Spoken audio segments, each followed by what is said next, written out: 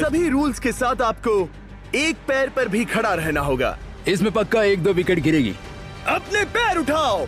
अब सब लोग एक पैर पे खड़े हैं और अगर उस पैर ने जमीन को टच किया तो एलिमिनेट हो जाएंगे। पर ये अब तक के सबसे जिद्दी कंटेस्टेंट्स हैं जिन्हें मैंने देखा है। कोई भी हार नहीं मान रहा क्योंकि ये $24 लाख का जेट इनकी जिंदगी बदल सकता है। ये पायलट्स अपने एम्बिशन के लिए लड़ रहे हैं। मुझे वो जेट चाहिए अपना चार्टर बिजनेस स्टार्ट करने के लिए। ये लड़ रहे हैं अपनी फैमिलीज ओह माय गॉड, ये मैंने अपनी बेटियों के लिए किया है। और उनकी लाइफ लॉन्ग ड्रीम्स के लिए। मैं और मेरी वाइफ सिर्फ IVF से ही हमें बेबी हो सकता है। ये हमारी मदद करेगा। कैसा लग रहा है? अच्छा लग रहा है। तुम्हारा हाथ कांप रहा है? मेरा हाथ कांप रहा है। कब तक होल्ड कर सकते हो?